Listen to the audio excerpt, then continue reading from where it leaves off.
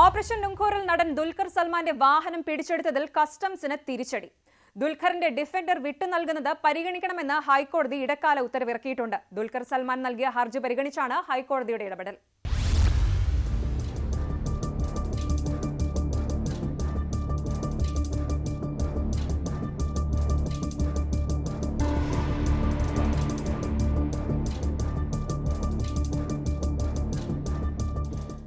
Land rover defender പിടിച്ചെടുത്ത customs നടപടിക്കെതിരെ ദുൽഖർ സൽമാൻ നൽകിയ ഹർജി പരിഗണിക്കവെയാണ് ഹൈക്കോടതിയുടെ നിർദ്ദേശം.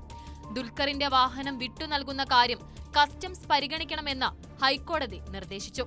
വാഹനം വിട്ടുനൽകുന്നത് സംബന്ധിച്ച ദുൽഖറിന്റെ അപേക്ഷ തള്ളുകയാണെങ്കിൽ കസ്റ്റംസ് കാരണം വ്യക്തമാക്കി ഉത്തരവ് പുറപ്പെടുവിപ്പിക്കണമെന്നും കോടതി ഉത്തരവിൽ പറയുന്നു.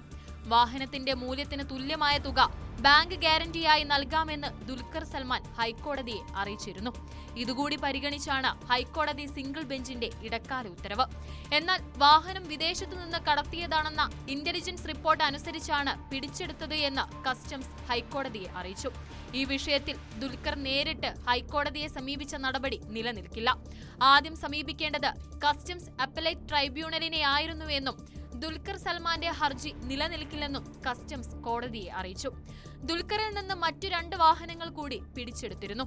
ആ നടപടി ദുൽഖർ സൽമാൻ ചോദ്യം ചെയ്തിട്ടില്ല എന്നും കസ്റ്റംസ് കോടതിയിൽ വ്യക്തമാക്കി. നിയമവിരുദ്ധമെങ്കിൽ വാഹനം പിടിച്ചെടുക്കാൻ അധികാരമുണ്ടെന്നും കസ്റ്റംസ് അറിയിച്ചു.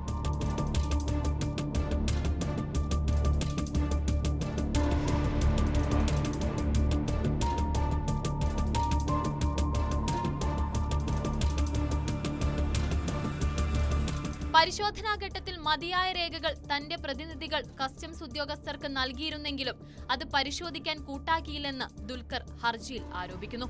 വാഹനം സവിശേഷ മൂല്യമുള്ളതാണ്. കസ്റ്റംസ് നടപടിയിലൂടെ അത് ഉപയോഗശൂന്യമായി തീരാനുള്ള സാധ്യത കൂടി പരിഗണിക്കണമെന്നും ദുൽഖർ സൽമാൻ കോടതിയിൽ ചൂണ്ടിക്കാട്ടിയിരുന്നു.